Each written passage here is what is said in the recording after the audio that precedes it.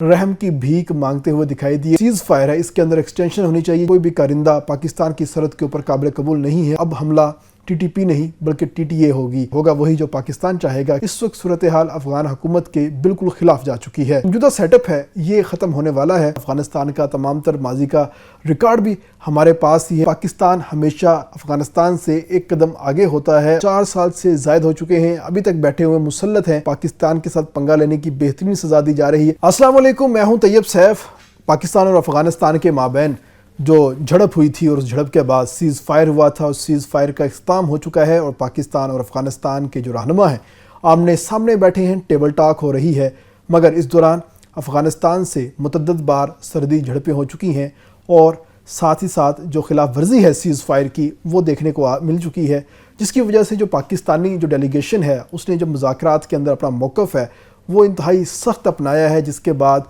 अफ़गान तालिबान जो बड़े ही मोटिवेटेड होकर गए थे भारत के कहने के ऊपर और भारत के ही सबूत जो है वो अपने साथ लेकर गए थे, वो वहाँ पर जाके रहम की भीख मांगते हुए दिखाई दिए और उन्होंने दरख्वास्त की कि ख़ास तौर पर ये जो सीज़ फायर है इसके अंदर एक्सटेंशन होनी चाहिए, जबकि पाकिस्तान इस सीज़ फायर को अपने हक़ में इस्तेमाल करना चाहता है और अपनी शराइत पर चाहता है। पाकिस्तान ने सबसे पहले कहा है कि तहरीक तालिबान अफ़गानिस्तान तहरीक तालिबान पाकिस्तान को फौरी तौर पर नथ डालेगी और इसको अपने पास कंट्रोल करेगी और जो पाकिस्तान की सरहद के साथ अफ़गानिस्तान के सूबे लगते हैं इन तमाम सूबे से उठा के उनको दूसरी जानब शिफ्ट किया जाएगा। टीटीपी का कोई भी कारकुन, कोई भी कारिंदा पाकिस्तान की सरहद के ऊपर काबिल कबूल नहीं है। अगर हुआ तो अब हमला टीटीपी नहीं बल्कि टीटीए होगी। जिसके बाद अफ़गान तालिबान ने थोड़ा सा सोचने का वक्त तो मांगा है, मगर होगा वही जो पाकिस्तान चाहेगा, क्योंकि इस वक्त सूरत हाल अफ़गान हुकूमत के बिल्कुल ख़िलाफ़ जा चुकी है। जो मौजूदा सेटअप है ये ख़त्म होने वाला है,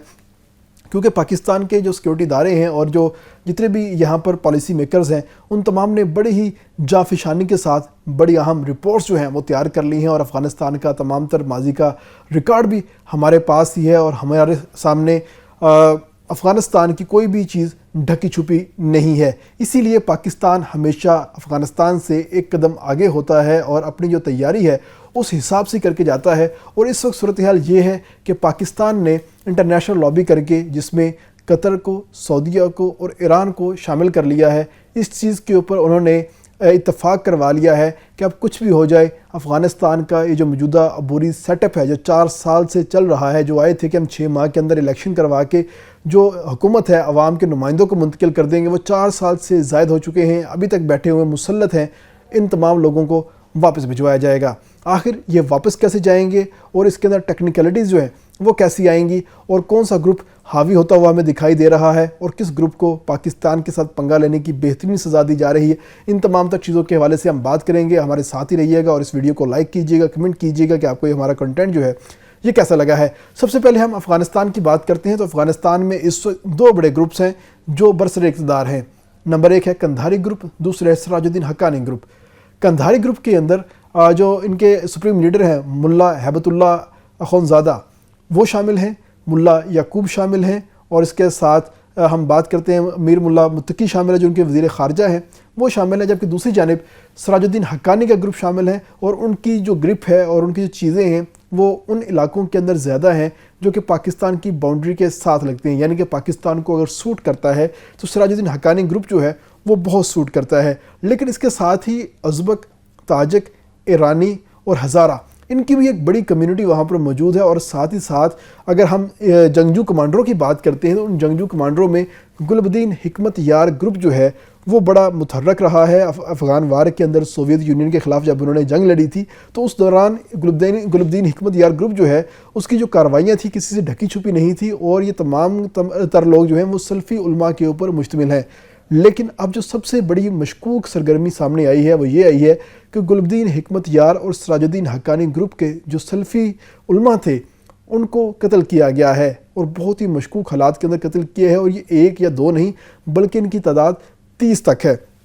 जिसकी वजह से जो कंधारी ग्रुप है, कंधारी ग्रुप के ख़िलाफ़ इस वक्त पूरे अफ़गानिस्तान की जो आवाम है वो आहिस्ता आहिस्ता आवाज़ उठाना शुरू हो चुके हैं और ख़ास तौर पे जो उनके जो पॉलिसीज़ हैं उसके ऊपर भी अब एतराज़ात जो हैं वो उठना शुरू हो गए हैं। और बाहर के लोग तो कम कर रहे हैं, जो ख़ुद तालिबान हैं वो भी इस चीज़ के ऊपर सवाल उठाना शुरू हो चुके हैं। अगर हम कंधारी ग्रुप की सोच की बात करते हैं तो कंधारी ग्रुप जो है इसका जो असर रसूख है वो हेलमंद में है, نمروز میں ہے اور کابل کے اندر ہے۔ قندھاری گروپ جو ہے قدامت پسند ہے، شدت پسند ہے اور پختون قوم پرستی کا جو ایک سرخاب ہے، سرخیل ہے، وہ یہ لوگ لے کر چلتے ہیں اور کہتے ہیں کہ پختونوں کی ہی حکومت یہاں پر ہونی چاہیے، جبکہ افغانستان کے اندر دوسری قومیں بھی بڑے ہی بھرپور طریقے کے ساتھ رہتی بھی ہیں اور وہاں پر بڑے طویل عرصے سے رہتی بھی آ رہی ہیں۔ دوسری جانب ہم حقانی نیٹ ورک کی بات کرتے ہیں تو حقانی نیٹ ورک بڑا منظم نیٹ ورک ہے اور اس کی جو عسکری قوت ہے یہ سوویت یونین کے ٹائم پہ متحرک ہونا سٹارٹ ہوئی تھی، اور اس وقت سے لے کے افغان وار میں امریکہ کے خلاف جنگ میں انہوں نے اپنی جو کارکردگی ہے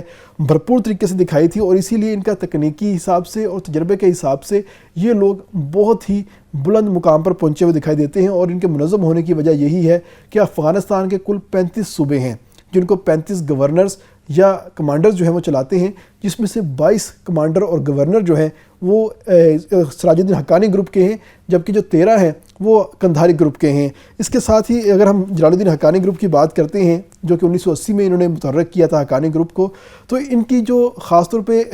بارڈر ایریا ہے یا جہاں پہ ان کی عمل داری زیادہ ہے وہ علاقہ بنتا ہے خوست، پکتیکا،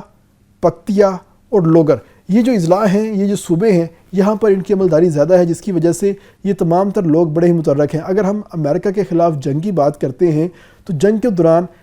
جس گروپ نے سب سے زیادہ امریکی فوجیوں کو مارا ہے اور ان کو نقصان پہنچایا ہے، ان کی جو تنصیبات ہیں اس کو اڑایا ہے، تو وہ یہی حقانی گروپ تھا۔ اور یہ امریکن نے اپنی جو رپورٹ ہے اس کے اندر لکھا تھا کہ امریکہ کو اگر سب سے زیادہ نقصان پہنچایا ہے تو حقانی گروپ تھا، بجائے اس کے کہ تاجک، ازبک، ہزارہ یا قندھار گروپ کے جو لوگ ہیں وہ کسی طریقے سے ان کو نقصان پہنچا سکتے۔ اگر ہم بات کرتے ہیں اوورال کل پاپولیشن کی، تو اگر ہم پختون پاپولیشن کی بات کرتے ہیں جو کہ افغانستان کی سب سے زیادہ پاپولیشن ہے، وہ بنتی ہے 42%، تاجک بنتے ہیں 27%، ہزارہ بنتے ہیں 9%، ازبک بنتے ہیں 9%۔ اس کے ساتھ ہی جو شمالی اتحاد کے جو لوگ ہیں، ہمیشہ آپ نے شمالی اتحاد کا نام سنا ہوگا، شمالی اتحاد کے اندر جو زیادہ لوگ ہیں وہ تاجک اور ازبک ہیں، اور یہ لوگ بڑے روشن خیال سمجھے جاتے ہیں، اور یہ ہمیشہ سے افغان طالبان کی مرکزیت اور ان کی جو پختون قوم پرستی ہے اس کو ہمیشہ وہ چیلنج کرتے آئے ہیں۔ اور جب بھی افغانستان میں طالبان کی گورنمنٹ آئی ہے تو یہ تاجک اور ازبک علاقے ہیں، یہ عملاً ان کی عملداری سے باہر نکل جاتے ہیں اور ان کو کسی قسم کی سپورٹ جو ہے وہاں سے نہیں ملتی۔ اس کے بعد ہزارہ بنتے ہیں، ہزارہ کی جو کمیونٹی ہے وہ 10% تقریباً آبادی ہے افغانستان کے اندر، اور یہ تمام لوگ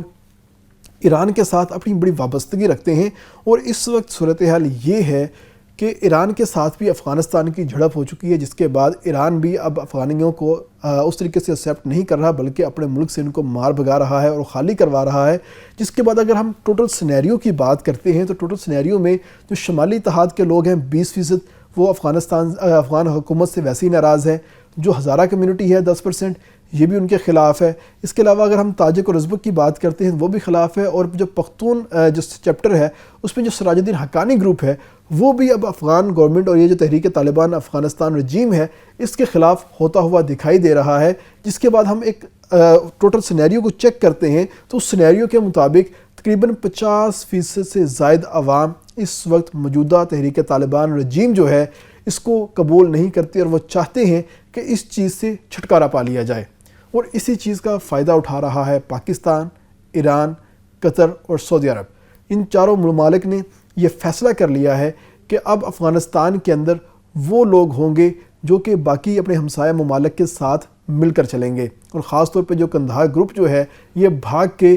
بھارت کی گود میں جا کے بیٹھا ہے، اور مودی کے کہنے کے اوپر انہوں نے پاکستان کے خلاف جو اشتعال انگیزی شروع کی ہے اس کا جواب بھی اب بھرپور طریقے سے دیا جائے گا، اور اس کی قیمت کسی اور طرح سے نہیں اس طریقے سے چکائی جائے گی کہ افغان گورنمنٹ کے اندر سے تحریک طالبان افغانستان کو بالکل نکال دیا جائے گا، اور یہاں پر ایک ایسی مخلوط حکومت آئے گی جس میں شمالی اتحاد کے لوگ بھی ہوں گے، ہزارہ کے لوگ بھی ہوں گے، حقانی گروپ کے لوگ بھی ہوں گے۔ حقانی تو پہلے ہی زیادہ ہیں لیکن کی پوائنٹس کے اوپر نہیں ہے، یعنی کہ اصل جو مرکزی گورنمنٹس ہیں یا منسٹریز ہیں وہاں پر ان کی پکڑ نہیں ہے، تو ان کو وہاں پر لے کے آیا جائے گا، جس کے بعد یہ جو موجودہ قندھاری گروپ ہے اس کا افغانستان کے اندر سے صفایا ہو جائے گا، اور بعد میں یہ رحم کی اپیلیں مانگیں گے اور پاکستان کی طرف بھاگیں گے۔ اگر ہم بات کرتے ہیں ملا ہیبت اللہ کی، ملا متقی کی، ملا یعقوب کی، یہ تمام وہ لوگ ہیں